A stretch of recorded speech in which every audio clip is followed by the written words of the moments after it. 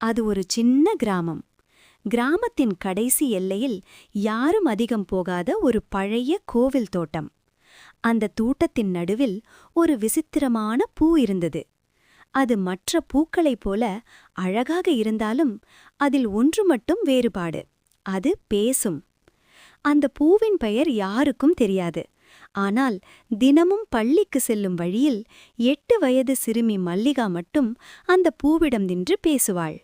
பூவே, இன்று என் அம்மா என்ன திட்டுனாங்க என்று ஒரு நாள் மல்லிகா சொன்னாள்.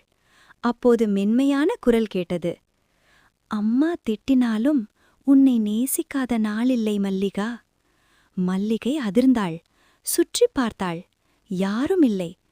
நீ நீ பேசுறியா என்று நடுங்கிய குரலில் கேட்டாள்.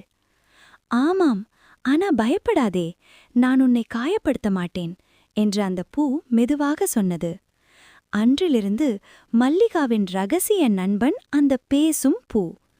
பள்ளியில் கிடைக்கும் சந்தோஷம், நண்பர்கள் சண்டை, வீட்டிலுள்ள கஷ்டம் எல்லாவற்றையும் அந்த பூவிடம் சொல்வாள். ஒரு நாள் மல்லிகா அழுதபடியே வந்தாள். எங்க அப்பா வேலைக்கு நகரம் போயிட்டாங்க, இனி வரமாட்டேன்னு சொல்றாங்க.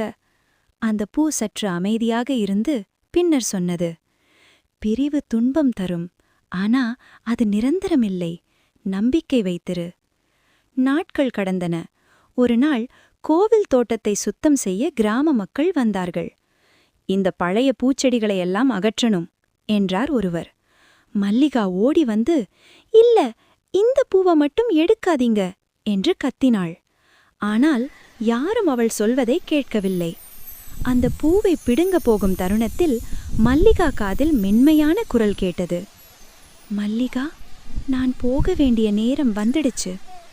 இல்ல, நீ போகக்கூடாது என்று அவள் அழுதாள். நான் போனால் கூட நான் சொன்ன வார்த்தைகள் உன்னோடு இருக்குமே, அதுவே போதும் என்று பூ சொன்னது. அடுத்த நொடியே அந்த பூ பிடுங்கப்பட்டது. மல்லிகா அமைதியாக நின்றாள், கண்ணீரோடு. ஆனால் உள்ளுக்குள் ஒரு தைரியம். பல ஆண்டுகள் கழித்து மல்லிகா ஆசிரியையாக ஆனாள். அவள் குழந்தைகளிடம் எப்போதும் சொல்வாள், பூக்கள் பேசாது, ஆனா சில நேரம் வாழ்க்கைதான் பூவாக மாறி நமக்கு பேசும். அந்த கோவில் தோட்டத்தில் இப்போது வேறு பூக்கள் மலர்கின்றன. ஆனால் மல்லிகாவின் மனதில் ஒரு பேசும் பூ இன்னும் மலர்ந்து கொண்டே இருக்கிறது.